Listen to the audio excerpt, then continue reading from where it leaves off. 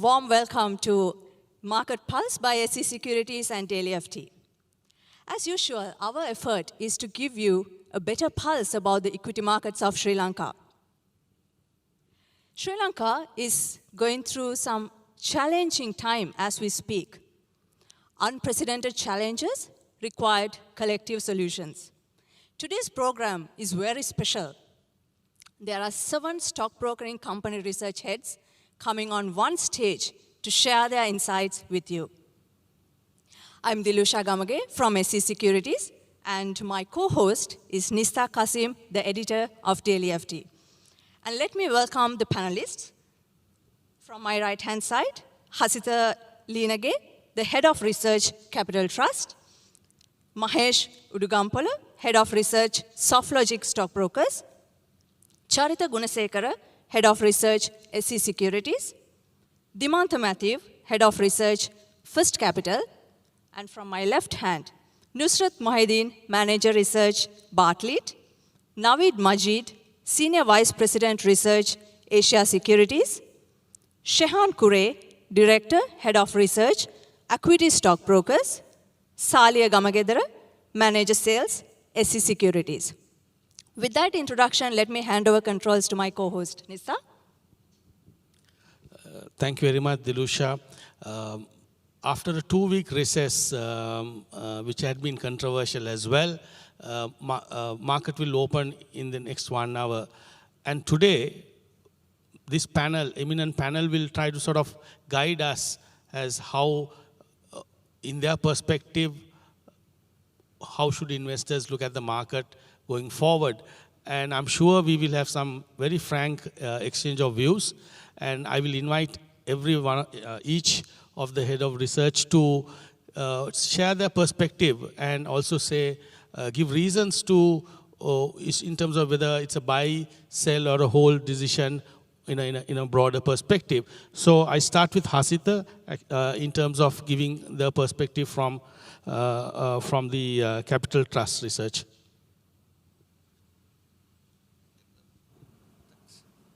Thanks, Nisa, and thanks, Dilusha, for the invitation.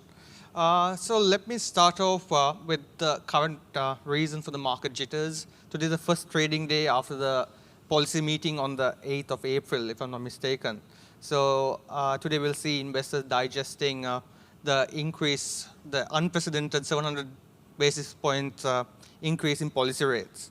So let's just go back a step to see exactly what really happened. So with the 67% depreciation after the floating of the rupee on the 7th of March, obviously price of essentials have skyrocketed, price of medicine has skyrocketed, fuel has gone up. Soon we'll see price of electricity going up as well, and various other basic essentials have gone up. As a result, inflation has really gone through the roof. For example, I think in March, CCPI was at 18.7%. NCPI was recently announced at 21.5%. And in April, we could see this even going up further with the recent fuel price increases. So yes, I think the new governor had no option but to increase policy rates. But when we are looking at nominal policy rates, I think the T-bills are now at 24.36% as of the 20th of April, the recent auction. We need to take a view as to where these rates are heading. So in the medium term, I think the central bank has made a call. If you look at the last auction, they only accepted bids below 25%. So I think they're of the view that the rates have overshot to a certain extent. So until inflation goes higher, we might see rates at these sort of levels. And with the exchange rate stability coming into play, we might, in the near future, see even rates coming down if we control inflation to a certain extent and central bank is successful. So in that aspect, we need to really look at just not the nominal interest rates, right? So if you look at the face value of 24% or 24.36%, net of taxes, I think it comes down to around 20%. So if you look at the two indicators, if you look at NCPI, then you're looking at negative real interest on that side. But if you look at CCPI, then you're looking at positive interest. So I think central bank has taken a view that they'll maintain near zero real interest going forward. And even the last week's auction, I think on the lending side, they rejected all bids, which gave an indication in the interest rate market that they don't want interest rates going up in the short term. So I think the market needs to digest that on the interest rate to see what's really happening. So from a investor's perspective, you need to, I'm sure they would require asset classes that provides returns more than 0% real returns. So then what are the options available? And one of the asset classes is equities. So if you look at what has really happened to equities with all this market, with the economic turmoil, from the peak on the January 19th, I think the market has come down around 39 to 40%. In USD terms, it has come down about 67%, if I'm not mistaken. So the market Ps are now, I think, at 8.05, which is again a 40% reduction from the 15 Ps that we saw in January. So has the market really overreacted to some extent with this economic turmoil and various social unrest is a question that we need to ask. I think with the various IMF reforms coming in as well, there will be increase in fiscal, increase in tax rates going forward. There'll be certain other reforms, SOE reforms that will increase electricity tariffs, for example. These will all have knock-on effects on cost of production, etc. So when you're looking at the equities, yes, we need to look at select equities that will provide you the protection against these. There are certain dollar income shares that obviously their revenue has increased. Net profits also will increase accordingly with the 67% depreciation. Then in terms of increase in taxation, there are companies that have deferred tax assets, large deferred tax assets, large carried forward tax losses that will provide certain protection against increase in taxes as well. So you need to look at growth counters that have these sort of inbuilt protections in place that will provide investors protection against high inflation, high depreciation, and increase in taxes. So in that perspective, there are certain counters that are trading at 3 to 5 PE in terms of forward earnings. That will probably give that sort of protection. And in the medium term, there should be a move from fixed income to equities. But in the short term, obviously, the market volatility, we can't really predict because from forced selling to whatnot, there will be some volatility in the short term. And there'll be investors who wait to see the bottom and then take certain positions and get that protection against depreciation and inflation.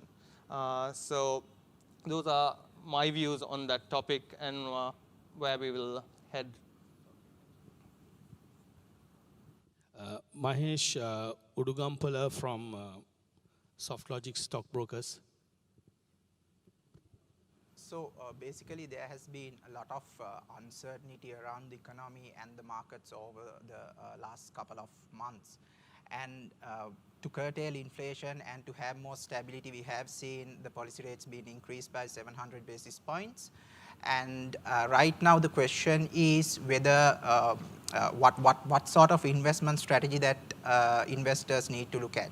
So in terms of interest rates, fixed income is giving you decent returns, yes, but one would argue that inflation is so high and much higher than the returns that are offered by fixed income securities. Yes, I think as Hasita correctly mentioned, there is negative real interest rates as of now. My view is kind of a bit different from that point. Yes, in the first year, if we can lock in at higher rates for the next 3 or 5 years, yes, in the first year we would see some real negative interest rates. However, if you start from the second year onwards, as we're expecting improvement in the economy with all these reforms coming in and with the IMF coming in, we would see inflation dying off, and we would see from the second year onwards, we would see positive real interest rates. So we can't rule out that fixed income securities are offering a good or a decent return. But on the other hand, if you are a investor who wants a higher return, and if your risk appetite is much higher, what you would probably want to see is better returns. So equity is the other option that you would be able to do that. But saying that, I would say one shouldn't invest in the short run for short-term gains, let's say for 3 months or so. But what I would think is, if you are investing in equity, it should be more of you should have a more of a longer-term view.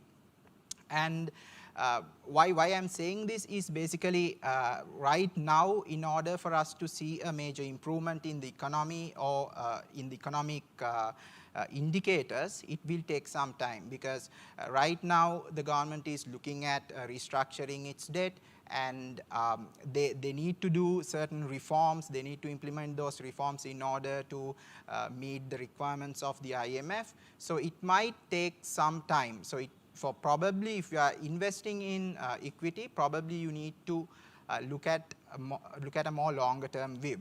And in terms of investing, I would say, rather than because there is so much uncertainty, you need to look at certain sectors that can outperform in this kind of market.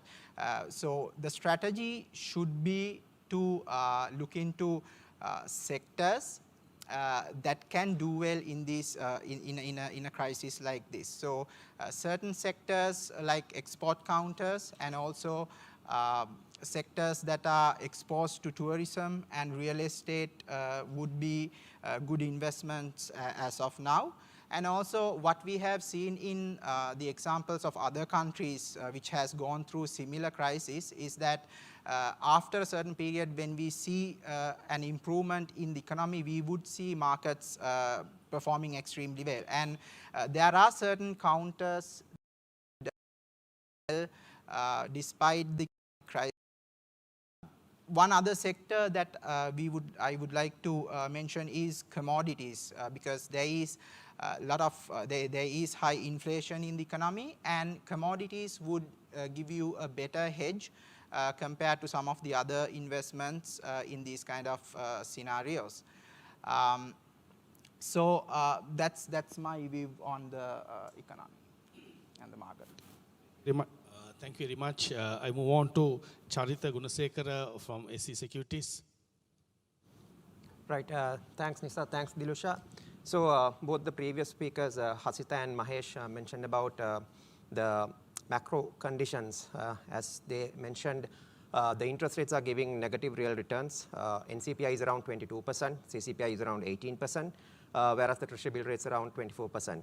So even if the NCPI against the interest rates are giving a marginal return, that is quite small. If you look at the leading banks offering around 13% return on fixed deposits. So what is the alternative investment opportunities that are available for investors is a big question. So what we feel as analysts is that yes, the market has come down. Market has come down over the last 3 months significantly.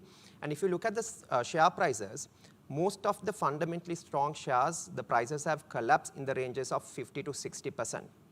And if you look at their price earning multiples, there's quite a number of shares that are trading at multiples around 3 to 4 times and price to book value less than 1. So what investors should ideally do is they should look at these counters case by case, right? They should not be misled by the herd instinct. They should look at these counters, look at their future earnings potential, look at the future value, right, and make their investment calls. One other thing that was mentioned is that foreign investors, you see that since the rupee was floated since 8th of March, we saw foreign investments coming into selected fundamentally good shares, right? For example, I'm just taking one company, John Keel's, we saw foreign investment coming. So that's a good sign. Then in terms of the current foreign reserves are concerned, yes, the foreign reserves are low and the government is in negotiation with the IMF. And if IMF comes up with a loan package for Sri Lanka, that would be an acknowledgement of the reforms the country is taking in. So already monetary policy reforms have been taken. The policy rates jumped up by 700 basis points. And you will soon see that fiscal reforms will also take place. So that would put the country in the correct direction, and that would enable foreign funding agencies to look at Sri Lanka.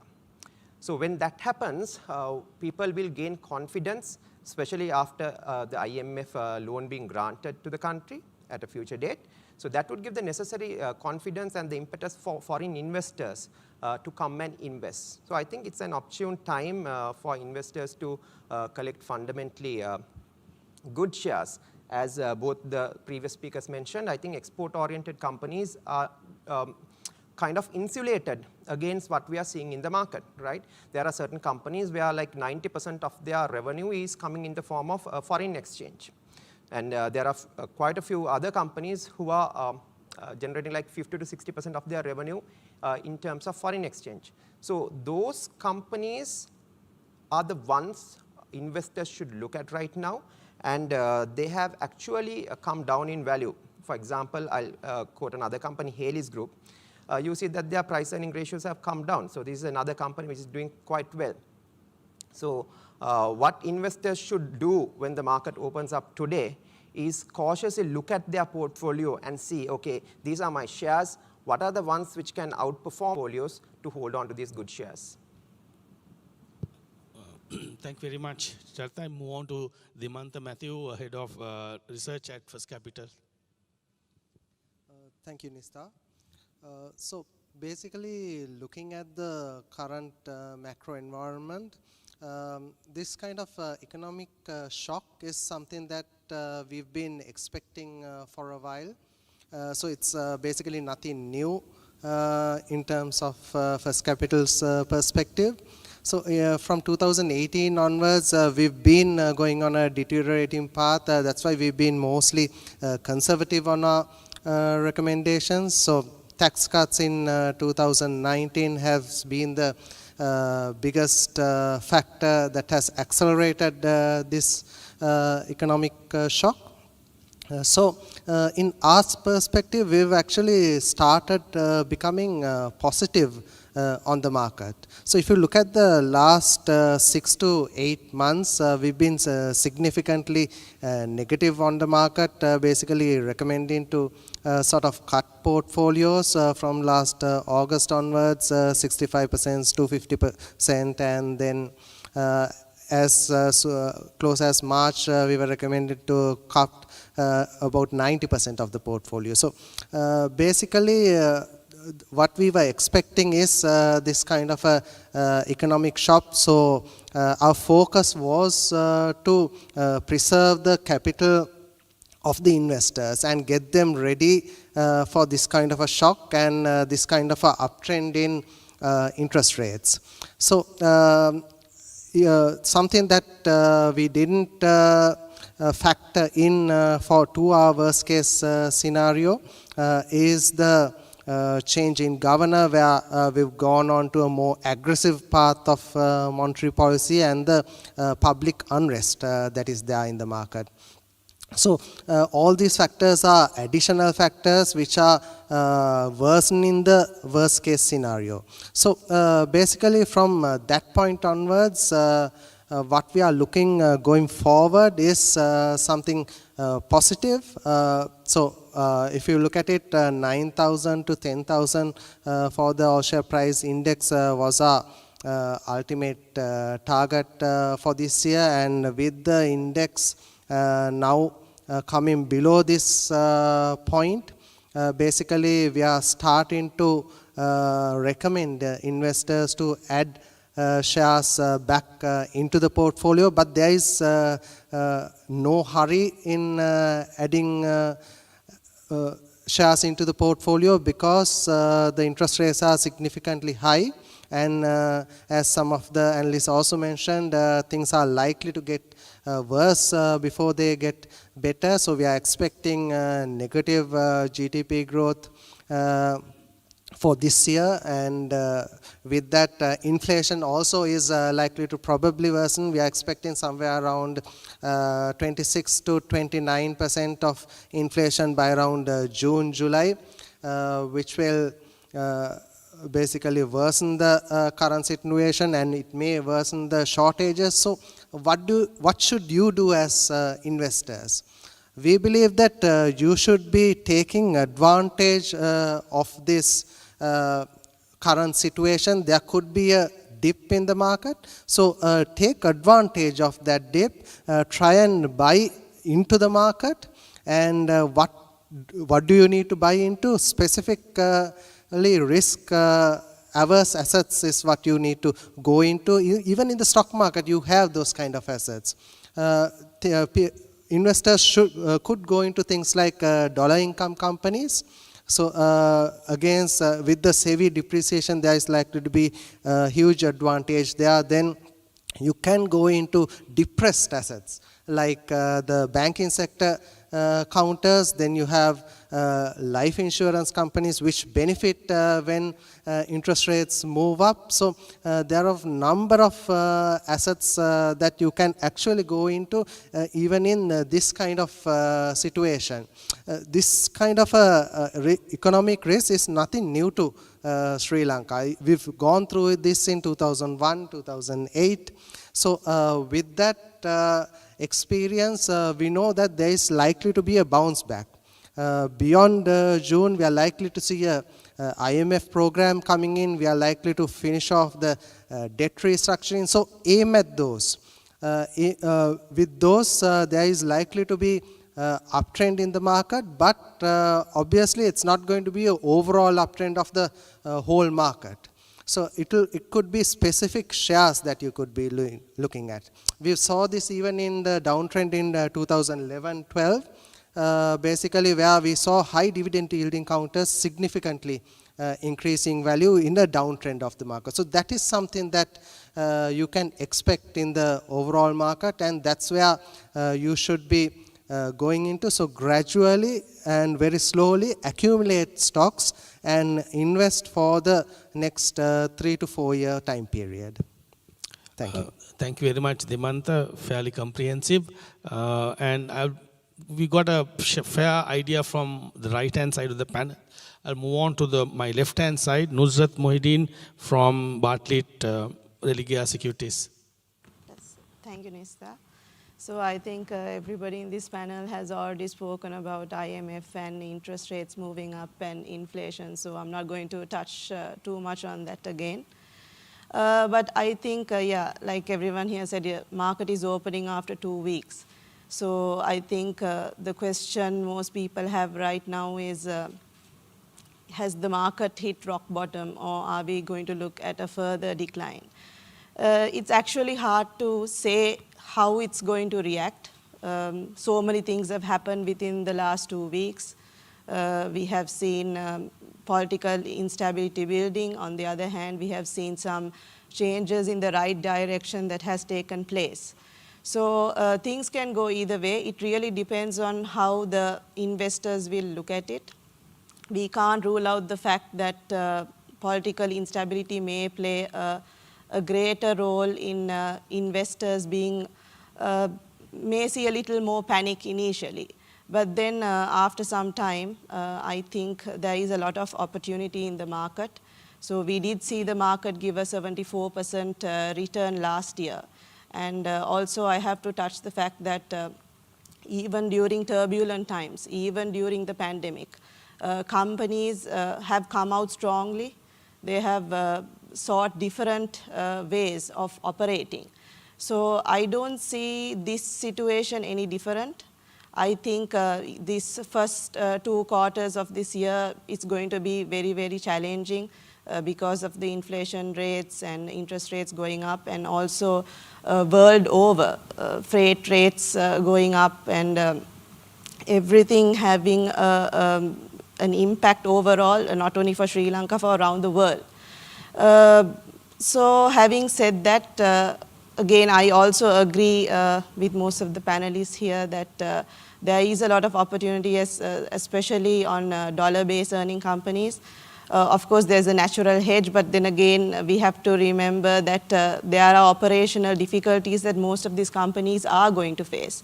So we are going to see the impact of that within the next 2 quarters. But fundamentally sound stocks are there. I think as a broking community also, we have a role to play.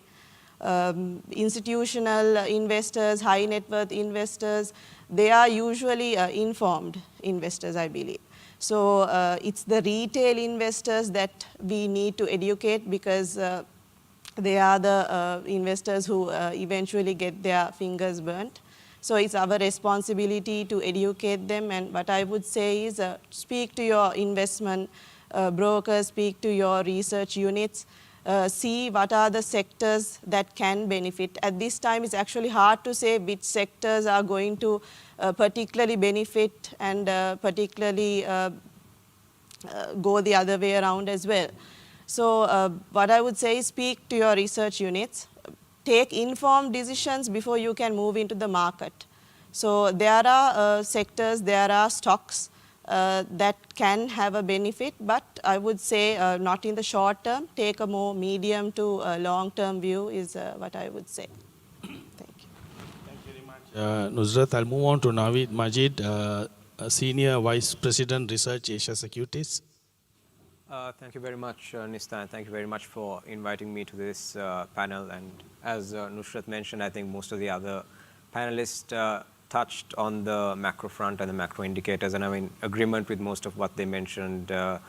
We also see things getting worse before they actually get better. So there is going to be a heightened level of economic uncertainty. There is going to be political uncertainty. So I'm going to keep my comments focused on the market here. So just starting off with how we've seen this market decline and investor sentiments overall, with the level of economic uncertainty and political uncertainty that came about, what we saw investors taking was a risk-off approach. So regardless of where we saw inflation and negative real rates, investors saw more towards capital preservation in a time like this, and that's why we saw some of the money being pulled out of the market. Now, today is going to be the first day of trading ever since the monetary policy review that took place on the 8th of April, where we saw a sharp increase in interest rates. And as you know, equity markets generally have a very immediate reaction to interest rate movements.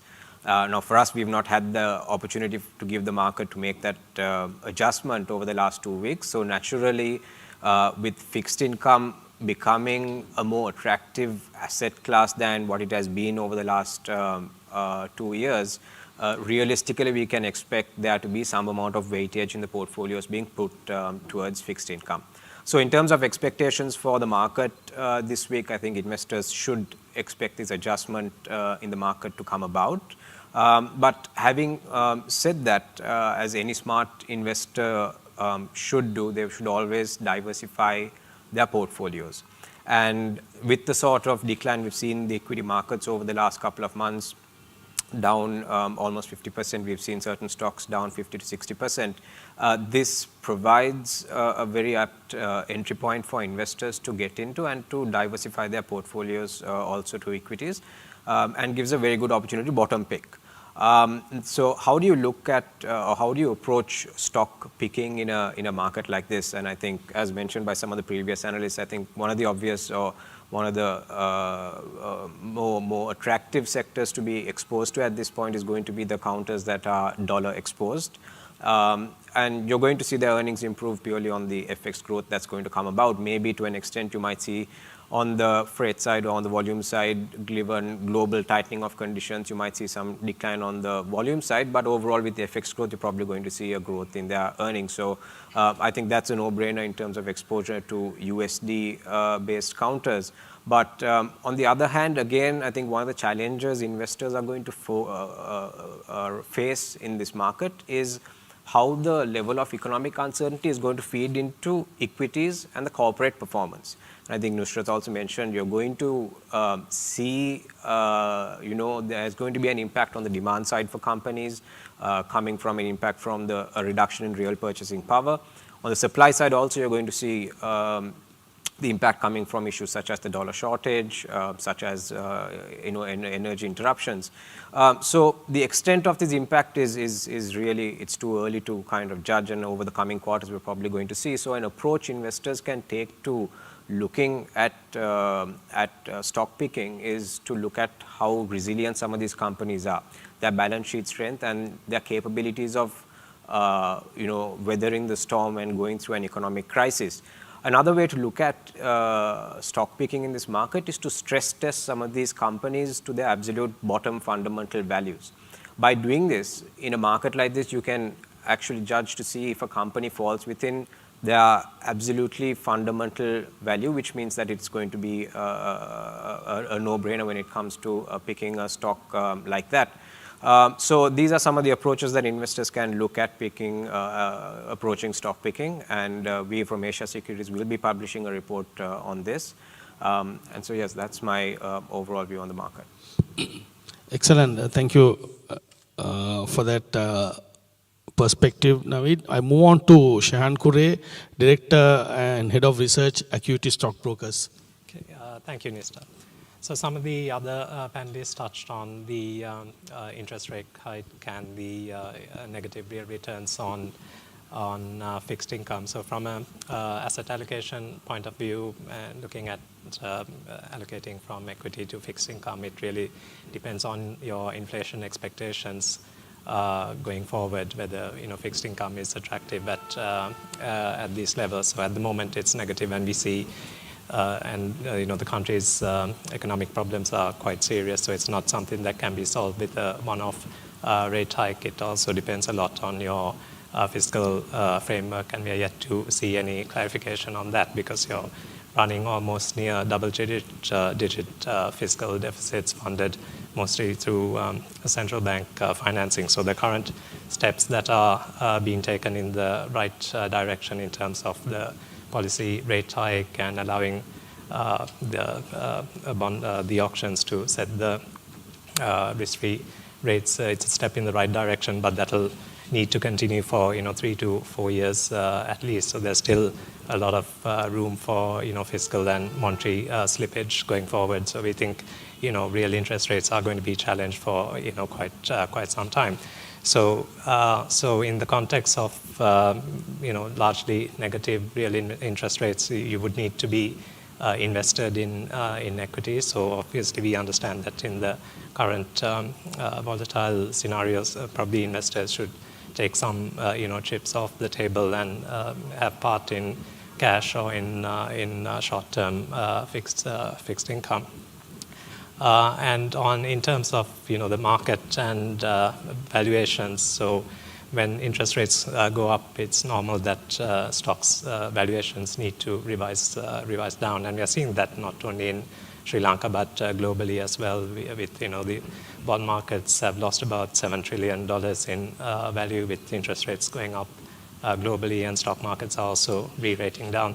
So from the beginning of this year, we've been saying that investors should look at fundamentally sound stocks which are at very compelling valuations, which have dollar exposure, which can hedge against inflation and so on. So it's not, all stocks will not give you an inflation hedge or hedge against depreciation and so on. But if you take as a rule of thumb, there are many stocks which are now at 4 times PE. So on a earnings yield basis, that's about 25% earnings yield, which compares fairly favorably even with the current interest rates. And so on a forward earnings basis, if you expect improvements in earnings, they're even cheaper, although earnings will not, in the current economic environment, earnings will not improve for all companies across the board. So we think there are fundamentally sound stocks, and investors should double down on those stocks. If you don't have additional funds to put into the market, you should restructure your portfolio and rotate out of the more speculative and high-valued stocks into the fundamentally sound counters, which have high dollar exposure and compelling valuations. So, yeah. Okay, thank you, Shehan. Now, we have been listening to 7 views of the fundamental research analysis, and I think we need to look at the technical analysis side of the market as well. So we have Salia Gamakethara, the manager sales of SC Securities, and also a technical analysis specialist. So Salia, where does the market is at the moment, and where is it heading? As per your analysis. Yeah, thank you, Dilusha, and also Nista for inviting me. It will be interesting to understand what we should focus. It is nothing serious, it is nothing hard when it comes to technical analysis, as long as we stick to our basics. During the last few, starting from about November onwards, investors and traders unfortunately could not stick to basics.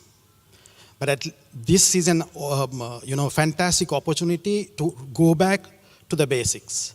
Let me share 3 basics which are very important if you all want to win in the market. If you make use of these 3 basics, you will be rewarded.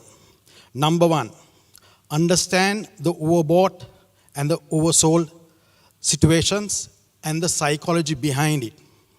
When it comes to overbought situations, obviously when we are investing and trading, what we need to understand is the risk to reward. In an overbought situation, the risk is high, reward is low. And it is a fantastic ground for the traders to make quick short-term returns. As far as the traders are concerned, they had to and they have to even now follow the main rule, which is the stop-loss rule. If you don't know how to manage yourself with the stop-loss rule, stay away. Fixed income is your kettle of fish. When it comes to investors in an overbought situation, it's very risky. But on the other hand, when you come to the oversold situation, things are much easier to handle. And importantly, the investors have the launching pad. At the same time, a trader who sticks to his trading strategies can also make use of it. But most importantly, the flexibility is with the investor. Why? It's because his strategies do not need the stop loss. His strategy has to be to average down. There are zillions of strategies anybody can follow as far as investors are concerned. They are called accumulation strategies. Learn, speak to whoever it is, and understand what an accumulation strategy is. Thereafter, you have to understand the difference between the sentiments that you have as against divergence the market has. That's where technical analysis is very important. As far as technical analysis is concerned, we know how to understand the divergence as against the sentiment. Because classic example that we saw in December, January is that people's sentiment was ecstatic. They were highly glued in concentrating on the short-term returns and conveniently and unfortunately forgot the risk behind it. At that point, if somebody understood how the divergence, the bearish divergence was forming, they would have got rewarded.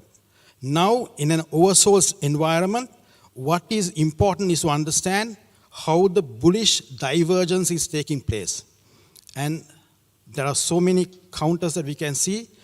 The indications of bullish divergence has happened. Now, why the sentiment is not important? The reason is, when the bearish divergence was taking place, the sentiment was fantastic. It was so bullish. For that sentiment to change to bearish took time, sometimes weeks, sometimes months. Similarly, when the bullish divergence is taking place, the sentiment is still bearish, and it will be bearish moving forward. But if a person who is looking at the oversold situation and understands how to capture the bullish divergence scenario, will be rewarded once again, provided he has the accumulation strategy where he has the liberty of averaging down. Fundamental, all these research experts shared with us the sectors and also the specific counters that we could concentrate on. When the sentiment is bearish, capture the bullish divergence opportunities and follow your accumulation strategies. You will be rewarded. Your reward will be higher than the risk. Thank you. Thank you, Salia. So, and also, may I come back to Hasita? Hasita, now, as per the initial introduction you have given, further to that, are there any sectors of shares that you would recommend or the investors could look at? Yes, so I think I touched upon that, but let me reiterate on the same point. So obviously, other than the usual US dollar earning companies that we discussed, another aspect to look at is real estate. In an inflationary environment and a depreciating environment, real estate does provide that sort of protection. Because if you look at building material prices, for example, over the last few months have more than doubled. Right, so your replacement costs on built-up real estate will obviously increase significantly. So if you look at the net asset values of real estate-based companies, your net asset value is going to increase considerably. And at the same time, companies with overseas operations, significant overseas operations, there'll be translation gains on those overseas operations that will come into the balance sheet as well as total comprehensive income on that front. So companies with such exposures will benefit. So you need to look at that. So it's not just on the revenue side where they'll experience gains. There'll be even on the balance sheet in terms of revaluation gains as well as total translation gains on total comprehensive income will all come into play. Then at the same time, there'll be companies that will be immune from the local macroeconomic issues, companies with significant overseas operations. So yes, Sri Lanka is going through a very tough time as we've all discussed, but certain counters will provide investors that protection against the current macroeconomic issues faced in Sri Lanka. So we need to select those counters and move on. Okay, thank you. Just a question to the panel here. This was mentioned actually by the new governor that the low interest rate and low taxation really help companies to come up with record earnings up to last year. With those two going forward, what would be you think you still be that companies will be able to, the companies on the upside will still be sort of reporting good earnings? Again, we need to, sorry. Anyone who is in the panel can answer that as well. So I'll take that question. Now with interest rates going up, you will see highly geared companies, their finance costs would drastically go up. So investors should ideally look at companies' balance sheet and see what are the assets and the liabilities that are there. So in addition to the companies who have locally borrowed, companies who have foreign borrowings are more vulnerable to this condition. So those companies would probably, you will see that their earnings will get, there might be a significant drop. But at the same time, having said that, there are companies who are having large cash reserves, right? One of the colleagues said that the insurance sector is one sector which is going to benefit with these high interest rates. And there are individual companies who are having large cash reserves. I'll again take John Keells as an example. Now, if you track the past 3 quarters of John Keells, you see that their net interest income growing up, right, with interest rates slightly moving up. True that they also have an exposure to foreign borrowings, but they have a huge cash reserve. So that's just an example. So there are companies like that who would benefit. So we can't outright say interest rates going up is bad for everyone. Coming into the corporate tax rates, yes, certain sectors were given the benefit of concessionary tax rates. Yes, they will have to bear that. But certain companies, they might be able to pass on that additional cost to their consumers, right? Especially if it is a product which they are producing, which is in demand. So that's my stance on that.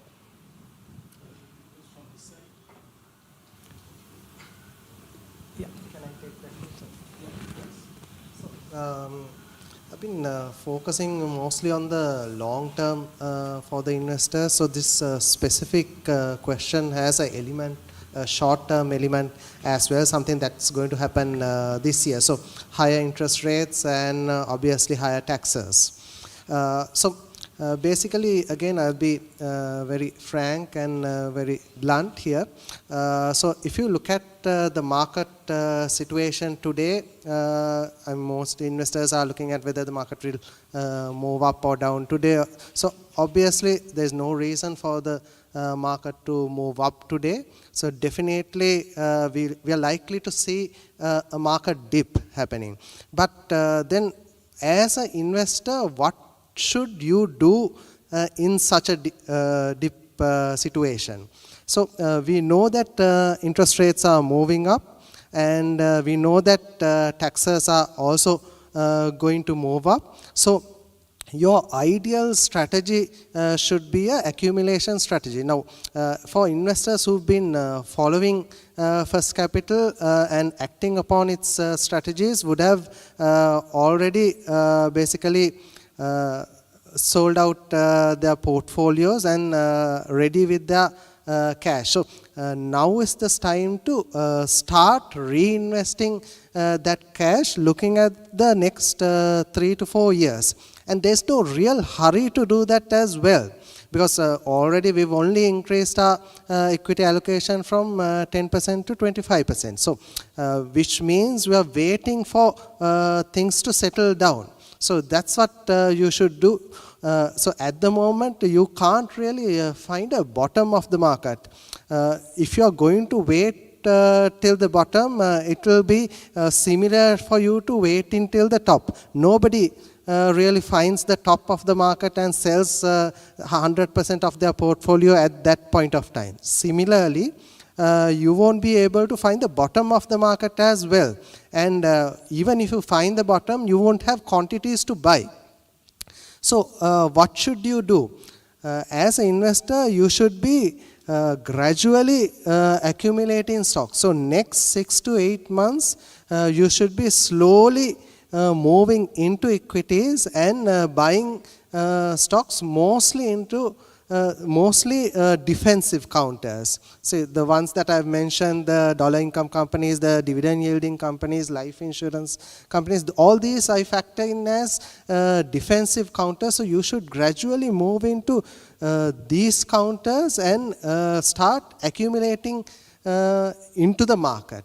So that is likely to bring you above average returns in the longer term, beyond the inflation levels that are likely to happen. So next few months we will be mostly having positive news, because we've obviously hit rock bottom at the moment. So beyond June we can expect some sort of activity and some sort of positive news to come out, the political uncertainty to settle. So expect these and start acting before they happen. That is the main advice that I can give. Okay, thank you, Dhiman. Question to Naveed and maybe Shahan. I know you mentioned that, but given the fact that how bond markets and money markets have behaved since the policy rate announcement, do you think the stock market, equity markets may have sort of adjusted already in terms of mindset? You know, what's your take?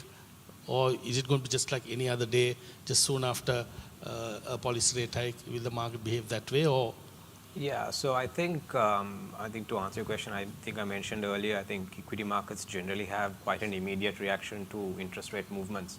And the sort of interest rate hike we had at the last monetary policy meeting was unprecedented.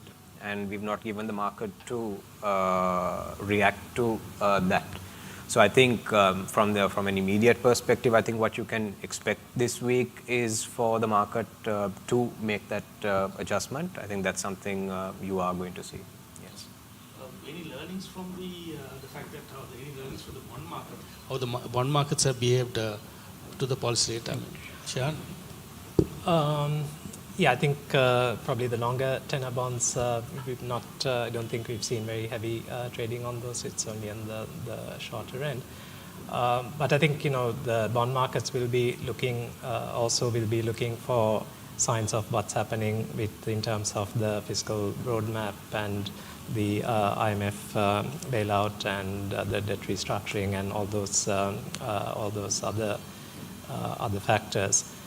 So like my colleague said, the equity market, we would expect it to react mostly this week because the policy rate hike happened during when the market was closed, and the magnitude of the rate hike was more than what we were expecting. Okay, so we are very close to the wrap-up. So let me ask from all the panelists one brief question. In very brief terms, considering all these challenges, considering all these economic challenges and everything we are going through, everything we have been discussing about, what's your final take and what's your final message to the investors? Is it a buy, sell, or hold? Let me start with Hassan.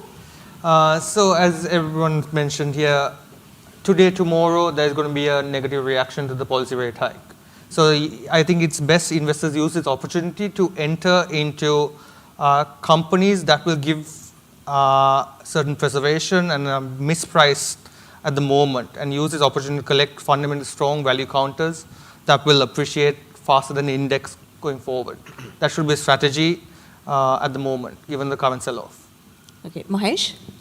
So the valuations have come down drastically, and it can get cheaper as well, and we might see a certain amount of volatility over the next couple of months. And I would say right now, if someone is entering equity, he should look at more long term, and rather than index picking, you should look at certain sectors that would do in this uncertain environment. So that would be the message. Thank you. Charita? Yeah, I would say to investors, don't get misled by the herd instinct. Don't look at the overall market when you are making a decision of a particular stock. Look at that particular individual stock and make your decision. As others said, there are a lot of fundamentally undervalued shares. So look at your portfolio, look at the future potential of the companies, select the companies which are immune to these current macroeconomic conditions, and select the ones which could benefit out of it. Dimanta?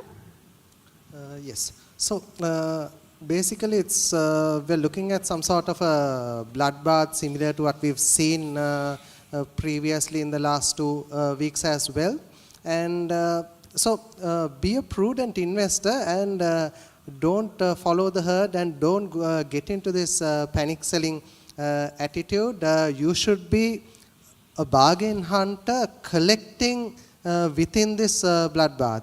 I mean, there'll be hundreds of stocks trading at 1/3, 1/4 the price it was trading at 2-3 months ago. So try and get into this counter. So whoever has sold out in the market, start gradually buying into the equity and specifically the defensive counters. Whoever has not sold out, my advice is quickly move in to restructure your portfolio, because defensive counters are the ones that you should be in, and preserving the capital is going to benefit you for the future. And also basically whoever are on credit, obviously while having credit you can't really preserve your capital in this sort of a situation. You should be using credit in a bull market. So in a bear market, you shouldn't really be having credit. You should be sort of going into more defensive counters and trading accordingly. So I would like to, as my final comment, recommend investors to start gradually moving into stocks and use the next 6 to 8 months or 1 year to slowly accumulate. There's no real hurry for investors. Nusrat? So yeah, I agree with most of them.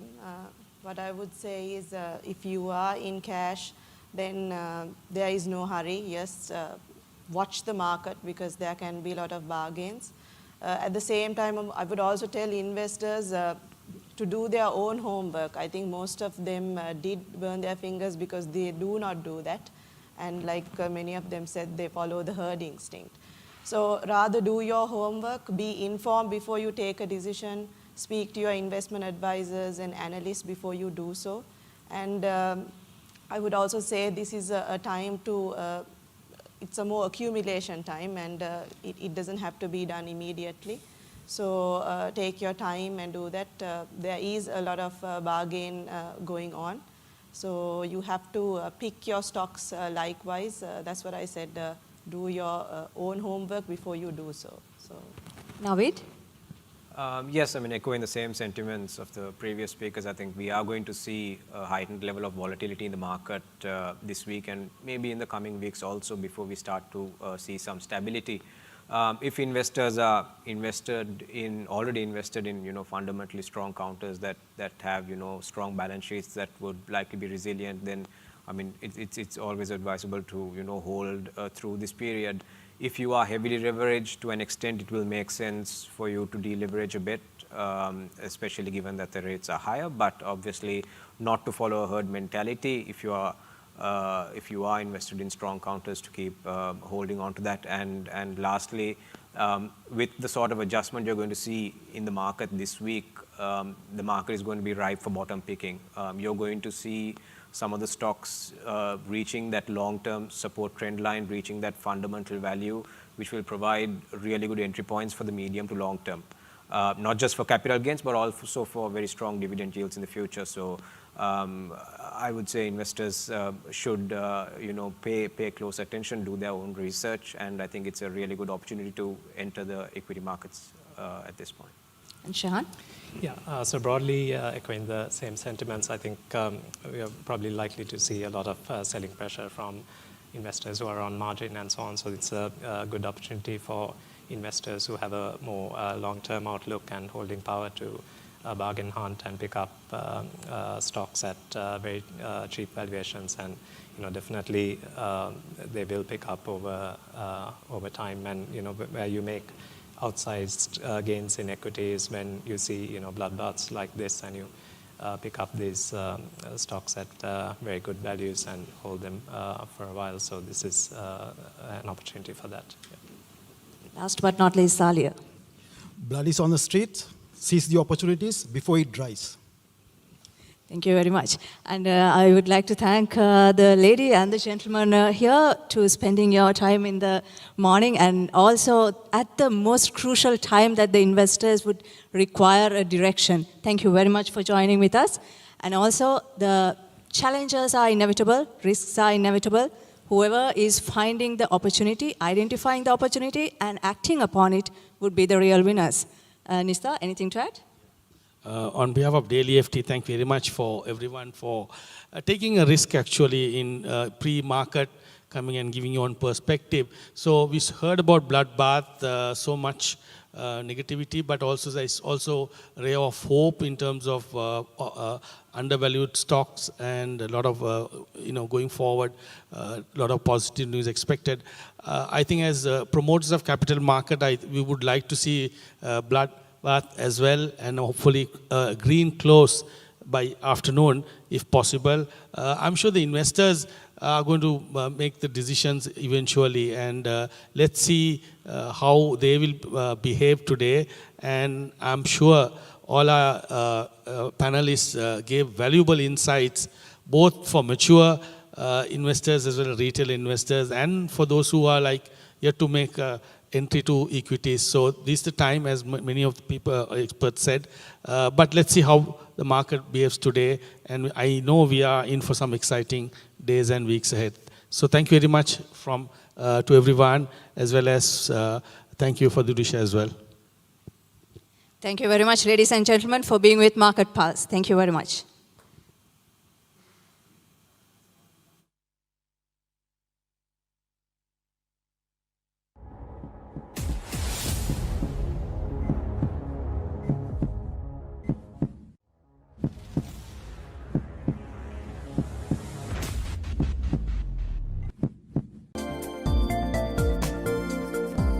For more latest news, subscribe to FTTV.